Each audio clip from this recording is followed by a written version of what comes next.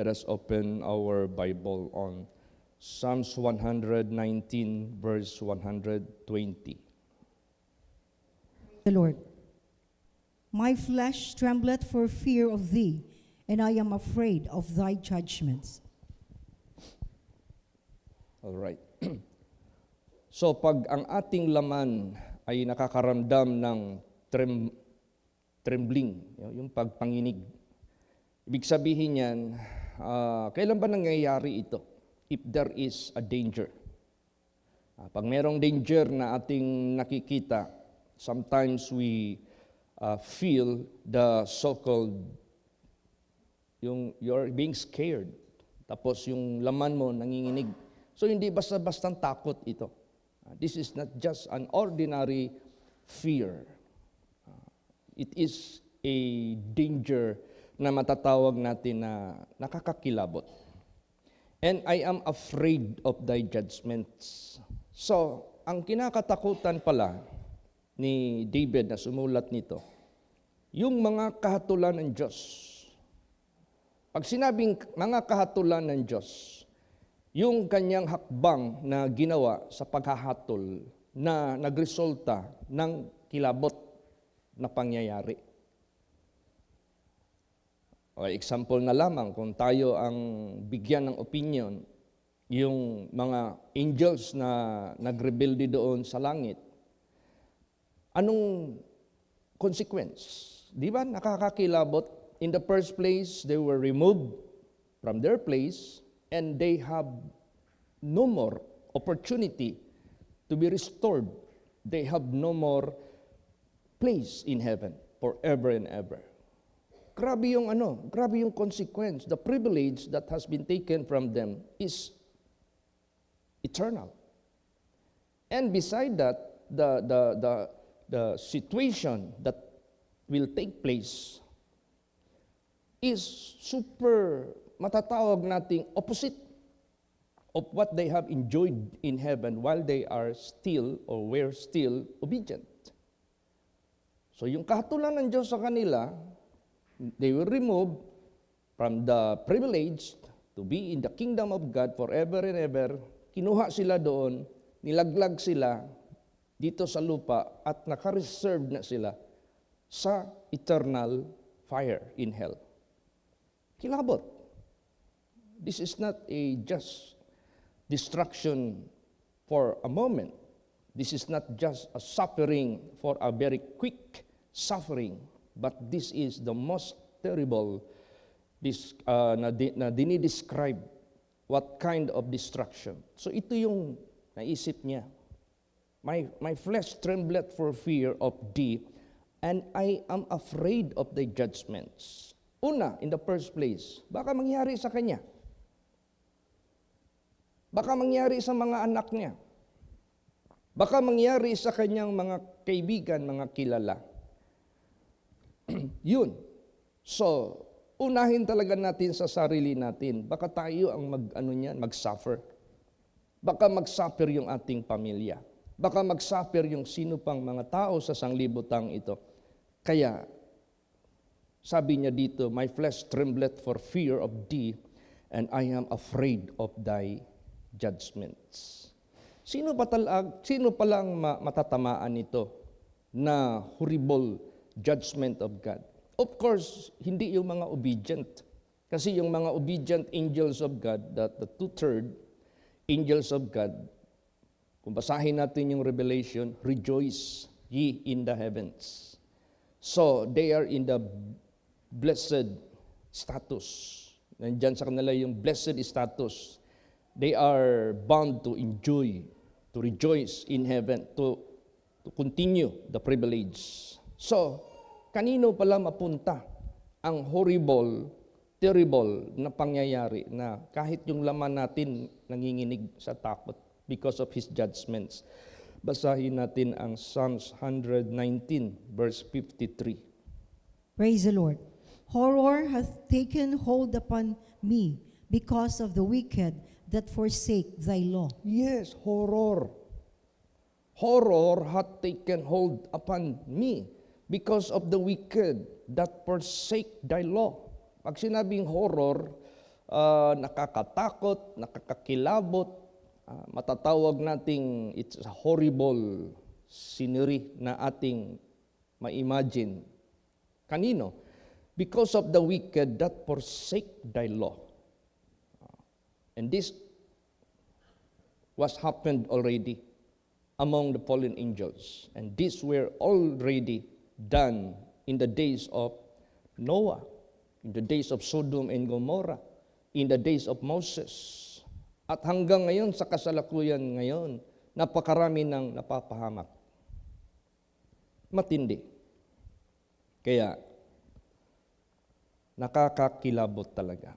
So, ang dapat nating gawin, let us strive hard na hindi tayo mapunta sa ganitong klaseng characters or pag-uugali o pamumuhay na makasama tayo sa mga wicked who forsake His law. Dapat hindi tayo mabilong sa kanila. Ano pa? Psalms 119 verse 158. Praise the Lord. I beheld the transgressors and was grieved because they kept not thy word. Yan. Nakita ko ang mga lumalapas tangan at ako'y labis na nasaktan dahil hindi nila iningatan ang inyong salita.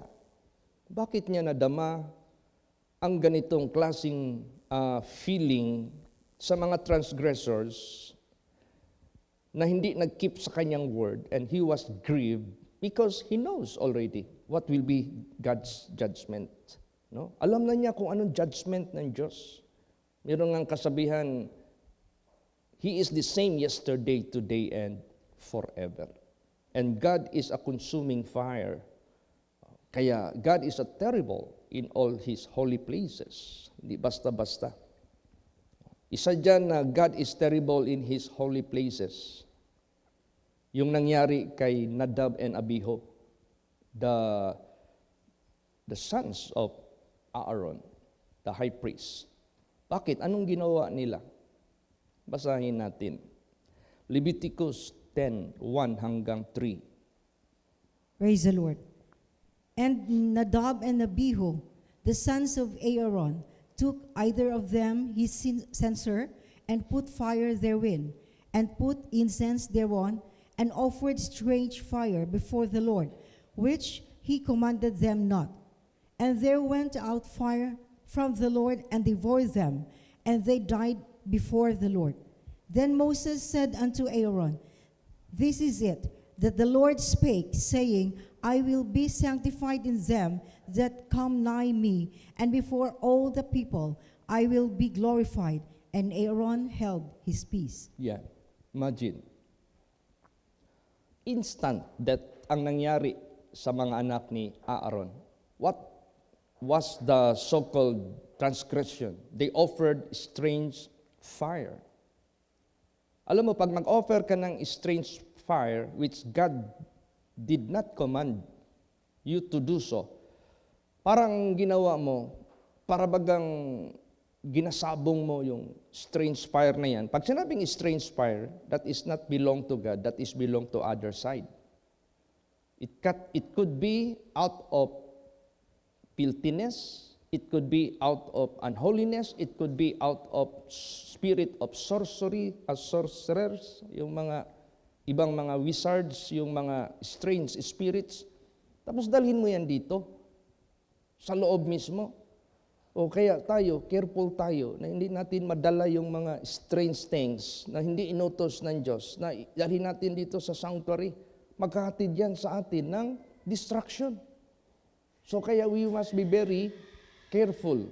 Because not meaning to say na nahati na yung veil sa kamatayan ni Jesus Christ, not meaning to say the power of God is already faded, nag-fade away na. No. The same power of God. Hindi magbabago yung kapangyarihan ng Diyos. Hindi natin pwede, yung veil na hati na, we can do anything in this place. No. Do not do so.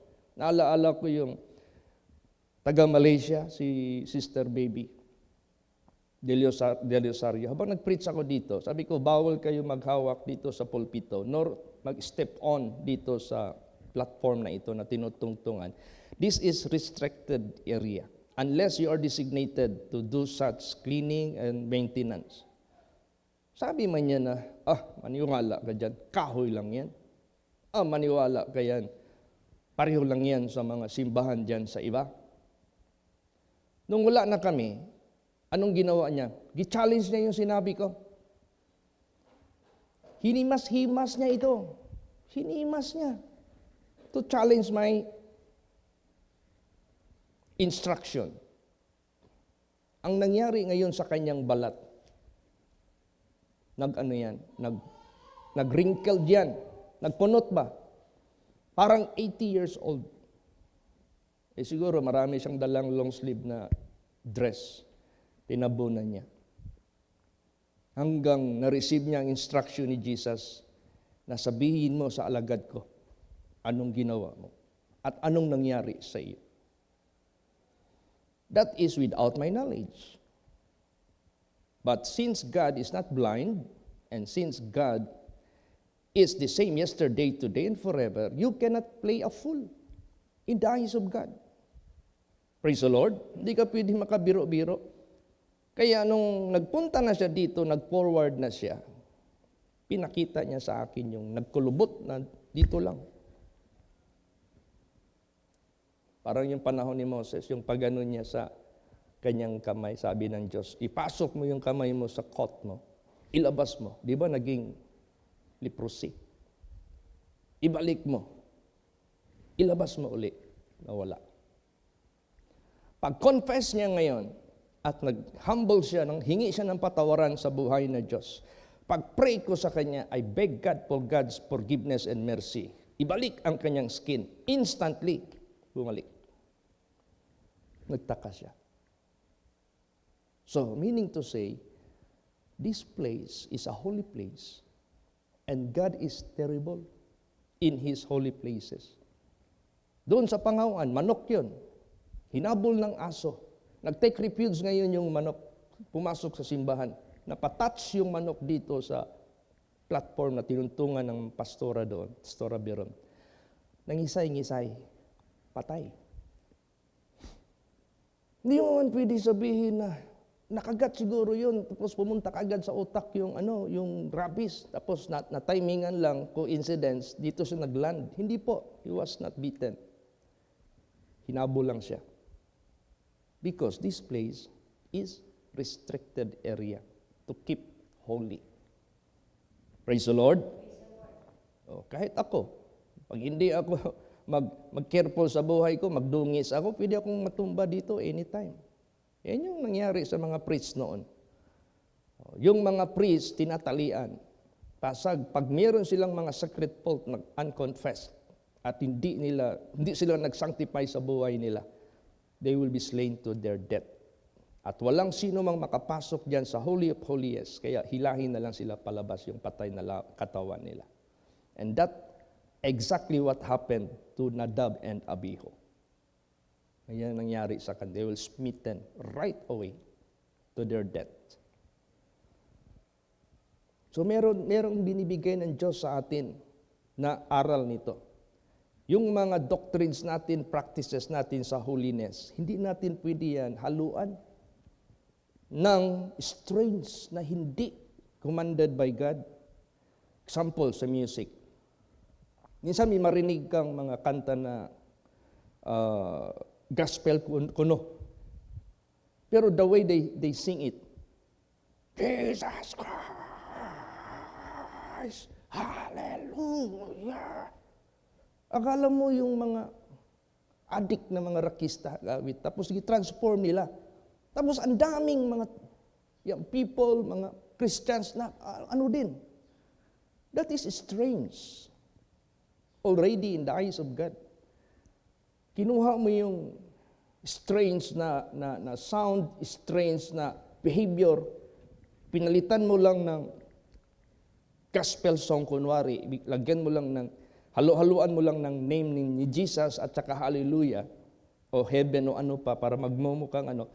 Pero yung the way, the atmosphere, it is already what? Strange. Kaya sa ating buhay, keep this place holy. Praise the Lord. Keep this place unmixed. Hindi natin pwedeng i-mix yan. Kaya kumikilos yung power ni Jesus Christ habang sumusunod tayo. Ibig sabihin yan, sinasamahan pa tayo ni Lord Jesus. O hindi basta-basta. O dito sa atin, sino gagawa sa amin ng kasalanan, mga pastors? Panaginip ka agad. I-reveal ka agad yan ni Jesus. Walang matago eh. We are being ruled up there in heaven. Walang matatago. Sa mga members, pag may mga tumatago ng kasalanan, may mga panaginip ka agad, isabi doon sa pastor. Positive. So, therefore, aral ito sa buhay natin. Ano pa?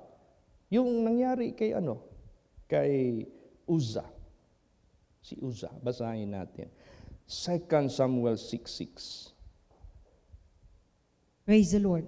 And when they came to Nachon's threshing floor, Uzzah put forth his hand to the ark of God and took hold of it, for the oxen shook it. Yan. Anong nangyari? 7. And the anger of the Lord was kindled against Uzzah, and God smote him there for his error, and there he died by the ark of God. Yan. So Uzzah was unauthorized to do such move. Unauthorized siya. Ay kung merong mga makikita natin dyan ng mga signage na unauthorized person do not enter. Siyempre, yung mga company dyan, may mga restricted area yan na hindi pwede pasukin ng mga strange people na hindi authorized. Siguro, ang policy nila, meron silang memo, itong area na ito, ang makapasok lang dito, manager lang, tsaka cashier, tsaka secretary. Kayo lahat ng mga trabahante, bawal. Lalo na yung tagalabas. Ito rin. Ark of the Covenant ito eh. Hindi basta-basta yan. Kaya nga nangamatay yung ilang libo na namatay doon sa mga Philistines. Na-capture nila yung Ark of the Covenant. Ang akala nila, okay na sila. Bawat sumilip doon, patay. Bawat sumilip doon, patay. Bawat sumilip. How many thousands of them perish because they are unauthorized. They are not worthy. They are not sanctified to behold the inside. Ito naman, touch lang, unauthorized, patay. So, meaning to say, the commandments of God must be observed by us. Kung ano yung inuutos ng Diyos noon hanggang ngayon. Praise the Lord. O yung experience ko na pinrihan ko na pipi at saka bingi. Gumaling, pinagaling ni Lord Jesus. There was a time na paniudto na, lunch na, nakasara yung simbahan doon sa Dunya Luisa pa. Sabi ko, Rene, mag-lunch na. Wala mang sumagot. Rene, tawag ko ng Rene. Libot ako sa compound, wala man si Rene. Sinilip ko yung bintana dito sa nakabulagta na dito. Bulagta, lifeless. So, binuksan namin yung pinuntahan namin, hinila namin, binaba namin dyan, pinrehan ko. I asked for God's mercy. He was revived. Then I asked him, ano ni Anhim ang kadari? Gusto lang ko mo makisusi.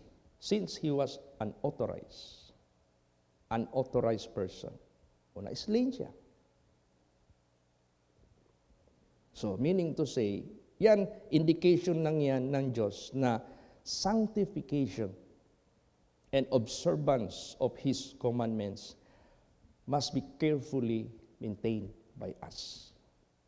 And let us be very careful, do not ever bring any strange practices which is mga Christians ang nag-practice niyan, but it is not within the holiness of God.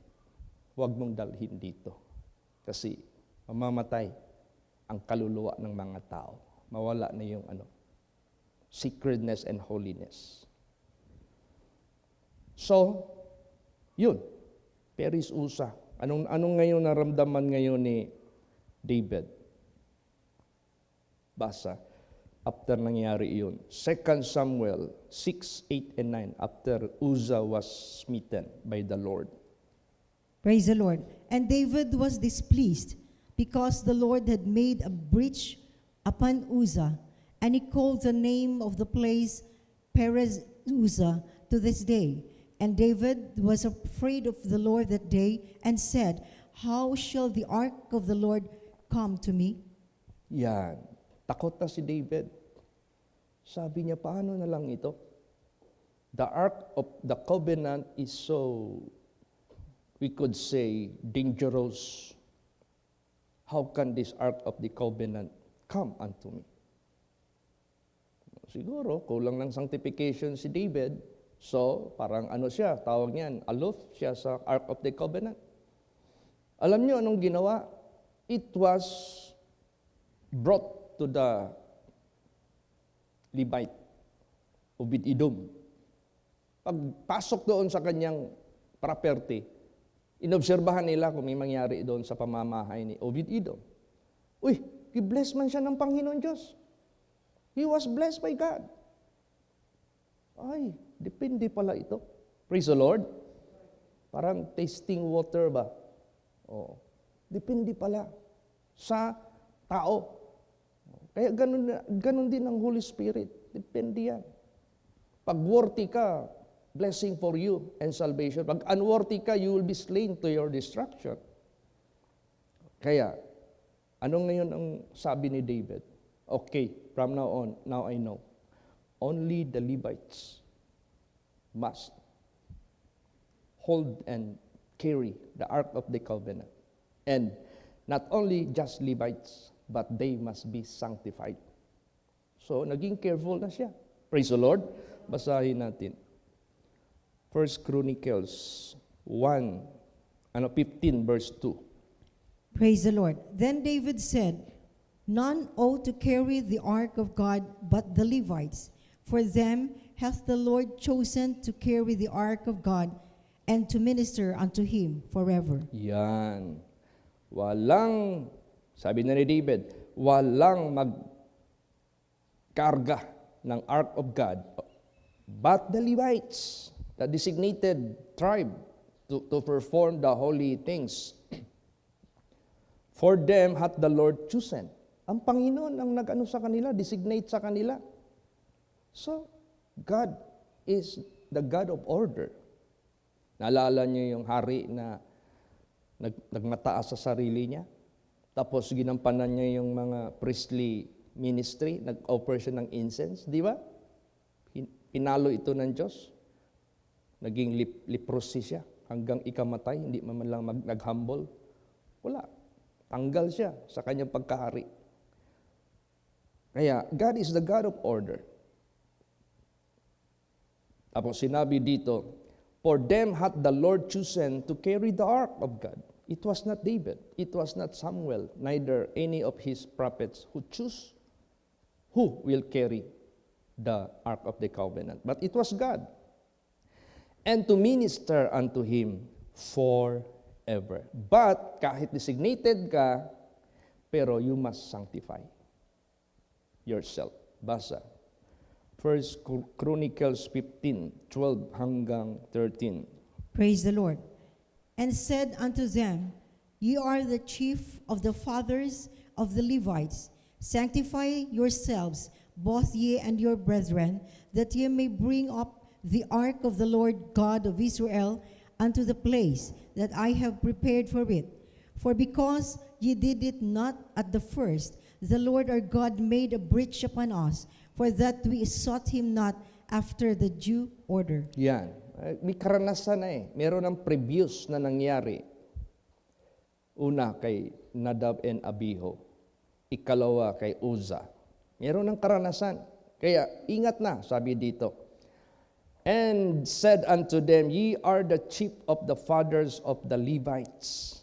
He is addressing to the Levites, "Sanctify yourselves, both ye and your brethren, that ye may bring up the ark of the Lord God of Israel unto the place that I have prepared for it. Ililipat na from the house of Obed-Edom, ibalik na doon sa Jerusalem. For because ye did it not at the first, hindi nyo ginawa, hindi kayo nag-sanctify. The Lord our God made a breach upon us, for that we sought Him not after the due order. Meron talagang order ang Diyos. Praise the Lord. Hanggang ngayon, this is being practiced. Bawal magtungtong dito ang unauthorized. Kaya guarded ito. Pag may mga pictorial, laging walang magtungtong dito. Diyan lang kayo banda. That must be observed. Or else there will be something will happen. So that is the indication, the presence of God. Pero makita mo sa ibang mga churches, hindi kayo kino-compare ko. Wala yan. Kahit pa, sino-sino na lang magpunta dito. Mag-pictorial dito. Kung ano-ano pang ipi-perform. Walang restriction ang area. But for us, dahil nandito yung covenant ng Diyos, promise ng Diyos, hindi natin pwede itong lapastanganin. Praise the Lord. At sa ating mga practices, sa ating doctrine, huwag nating dalhin yung galing sa labas na mga teachings, na mga nasanayan natin, na akala natin tama. Kung ano yung tinuturo dito, yun ang ating i-observe. Because that is led by the Spirit of God and through the Scripture. Sabihin mo, Pastor, ang saklap naman nangyari kay Nadab and Abihu. Bakit hindi nila alam yung ginawa nila? Were they not warned by God? Hindi ba sila winarningan ng Diyos? Sabihin ko po sa inyo, bago mangyari yung consequence na masama, God made everything of His warnings. Adam and Eve, bago sila napahamak, He gave warnings. During Noah's days, bago niya binaha, He gave warnings. Judas Iscariot, bago nangyari, he gave all the warnings. Hindi pwede walang warnings. Did God made His commandment na huwag talagang mag-offer ng strange fires? Yes, basahin natin. Exodus 30, verse 9. Praise the Lord. Ye shall offer no strange incense thereon, nor burnt sacrifice, nor meat offering, neither shall ye pour drink offering thereon. Yan, ye shall offer no strange incense thereof. Mayroong warning. Exodus 30 verse 9. Kailan nangyari yung kay Nadab and Abihu? Book of Leviticus. So there was a warning ahead. Binigay ng Diyos sa kanila. Kaya nga lang itong mga taong ito, they really provoke God to anger. They challenge God out of their carelessness. Hindi sila careful eh. Nangyari ang kapahamakan ng kanilang kaluluwa at ng kanilang buhay. Nor burnt sacrifice. Lahat ng mga strange burnt sacrifice, yun yung ginawa ng hari sa yung nagkaroon ng leprosy. Siya offer. Nor meat offering, neither shall ye pour drink offering thereon. At marami pang mga practices noon na nagalit ang Diyos sa kanila sa mga hindi inuutos ng Diyos, ginagawa nila. Basahin natin, ano pa yung ibang aspeto ng mga gawain na hindi inutos ng Diyos, tapos ginawa nila. Basa, Jeremiah 7:31. Praise the Lord. And they have built the high places of Tophet, which is in the valley of the son of Hinnom, to burn their sons and their daughters in the fire, which I commanded them not, neither came it into my heart. Yes. God never asked us to do such human sacrifice. Although ginawa nila ito for another place of having another venue and doing another altar, but since these are the people of God, nagalit ang Diyos sa kanila. Kaya, human sacrifice ang ginagawa nila na hindi inutos ng Diyos. Ninanggaling man yan sa puso ng Diyos na gawin. At meron pa ngang ginagawa nung unang panahon, hindi lang yung human sacrifice, kundi pinapalakad pa nila yung mga anak nila sa fire to honor such other gods, to sacrifice such other gods which they have never known. Mga idols yan. Galing yan sa labas. These practices came from outside. So you cannot just bring inside what is not commanded by God. Praise the Lord. O kung ano hindi inuutos ng Diyos, hindi natin pwedeng dalhin dito. Kaya ang point nito, huwag nating dagdagan, huwag nating bawasan anong inuutos ng Diyos sa buhay po natin. Basa. Deuteronomy 4 verse 2. Praise the Lord. Ye shall not add unto the word which I command you, neither shall ye diminish aught from it, that ye may keep the commandments of the Lord your God, which I command you. Yan. Huwag kayong magdagdag sa salita na aking inutos sa inyo, ni huwag niyong bawasan. Ingatan ninyo ang aking mga kautusan ng Panginoon yung Diyos na aking inutos sa inyo. O, di ba? That must be observed. Anong ang na-witnessan ng mga old members ng mga old churches sa ating bansa? Ask them such memories in the old times. Tanungin mo sila, Sir, are you a member of this church? Yes. How long you have been here as a member? Oh, since my childhood. When was that? Maybe that was 1960s. Oh, how do you observe the past and the present? What are the differences? Ay, noon, bawal magsuot yung mga babae namin ng pantalon. Noon, mahaba ang buhok, mga babae namin. Noon, wala kaming mga kukurantong. Noon, hindi kami pwede mag-awit ng mga worldly songs. Noon, ang gamit namin, yung spiritual songs at saka mga hymnals. Bawal ang alak, bawal ang lasing, bawal ang sini. Kung ano yung doctrine natin dito, same. Ngayon pala, sir, malaki pinagbabago. Our women wearing fit na mga pants. Minsan mag-short pa, minsan mini-skirt pa. Wala nang rebuke. Wala na. Okay na. Kukurantong ka, mag-makeup ka, no problem. Hindi tumitingin ang Diyos sa loob. Hindi tumitingin ang Diyos sa labas, kundi sa loob. Okay nang sini. Kasi, it is finished, hindi na kailangan natin magsunod sa mga batas ng Diyos. Tinapos na ni Kristo, all you have to do is just believe. So, dahil na-open yung door sa deception, kaya yung nasa labas na mga practices, pinasok na sa simbahan. Patay ang spirituality ng church na yan. That is dead. Walang presence of God. Kung mayroon mang presence of God na sinasabi nila, emotional. Alam mo, emotional?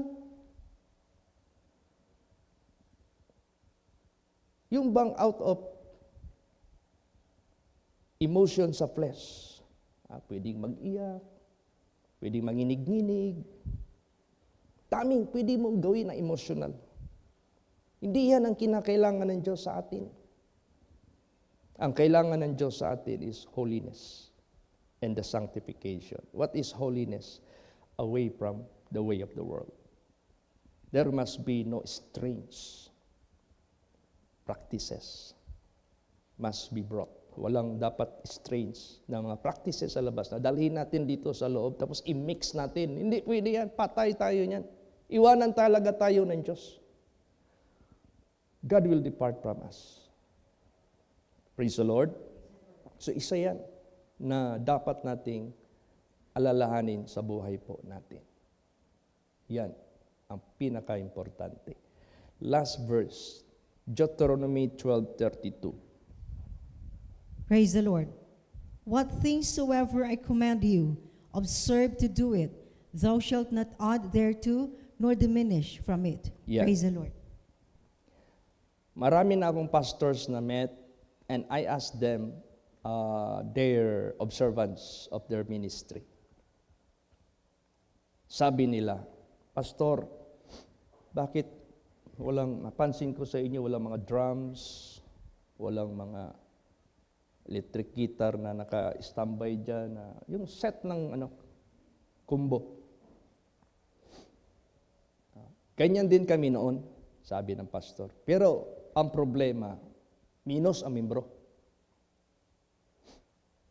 Ino-observe din namin ang holiness noon, kaso maraming na-offend.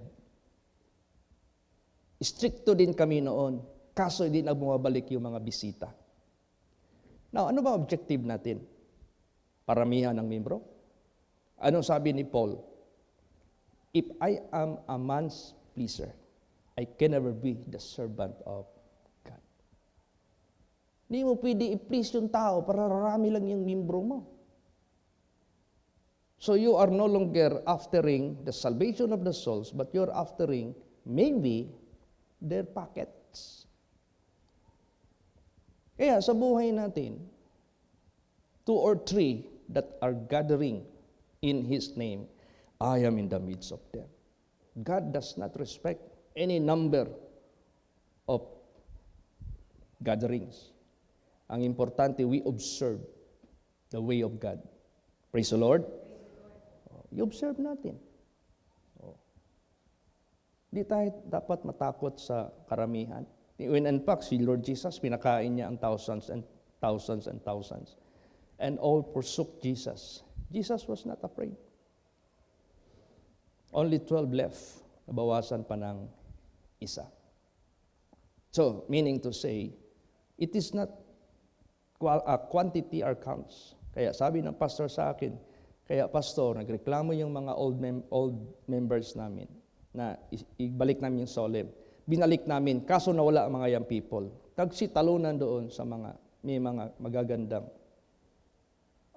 set up ng kanilang praise and worship. So, anong ginawa niyo?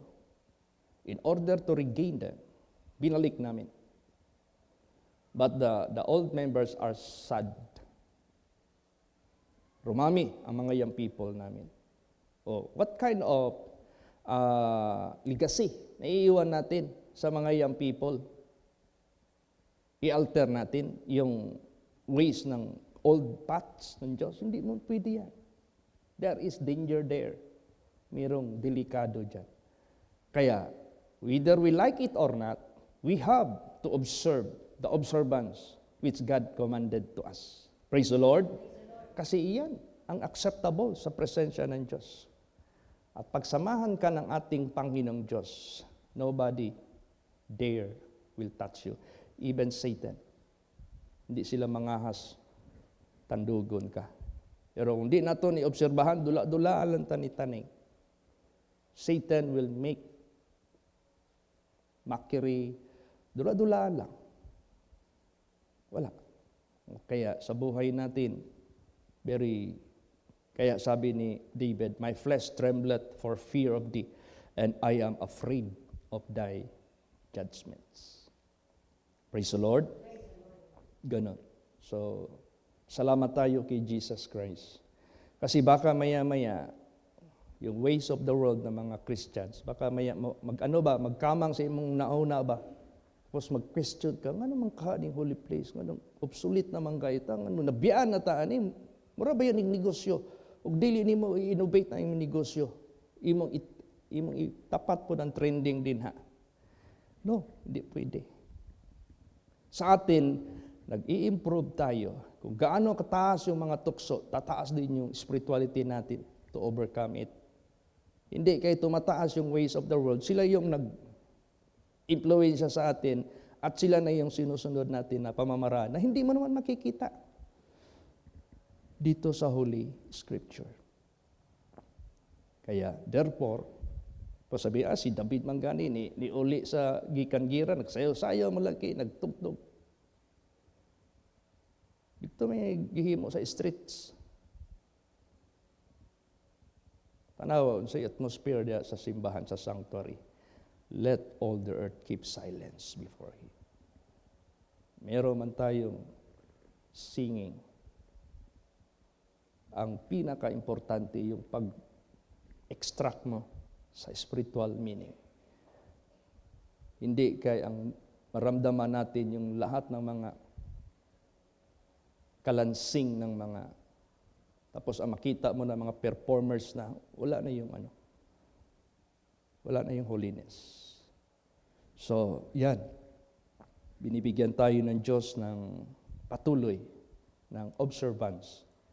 Kung ano yung ways niya noon, ganun din ngayon. Praise the Lord. Okay, samahan tayo ni Lord Jesus. Yan ang kaibahan. Yun ang pinaka hinahawakan natin dito. How God remain in you. Paano nagsama ang Diyos sa bawat isa. So keep your body as holy place. Keep your body observing the ways of God. Do not diminish, do not add. Do not mix any strange way, strange fire or strange offering. Kaya salamat tayo kay Lord Jesus Christ na He used to remind us all the way, all the time. Praise the Lord. Oo. Tapos minsan marinig mo pa sa mga kongregasyon, Pastor, ay gipakita si Jesus, naglihok ning iyahang bunal. Naon sa may inyong perception ato? Natay membro diri pastor naghimo og nagdula og kalayo. Ipalo ni Jesus. Apit mamatay. So ibig sabihin yan, ano yung nangyayari sa Old Testament, ganun din dito. That is the sign of the presence of God. Praise the Lord. In the first place, you cannot hide anything. You cannot play a fool in the eyes of God.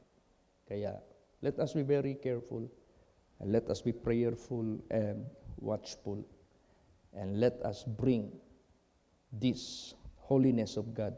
Follow peace with all men and holiness without which no man shall see the Lord. Why?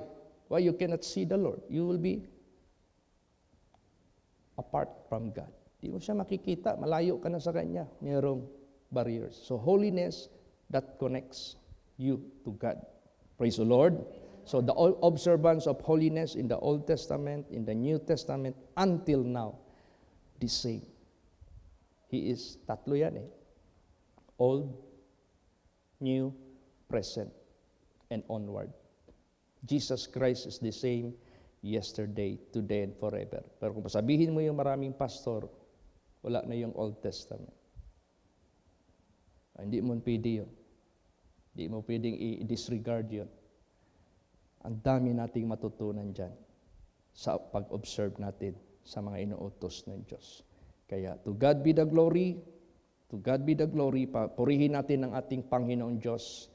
Let us be afraid of His judgments so that we must walk in sanctification with all carefulness. God hath warned us not to do so such He didn't command us. But what He commanded us, do not add nor diminish, as is where is. Amen? Praise the Lord. Magsitayo po ang lahat.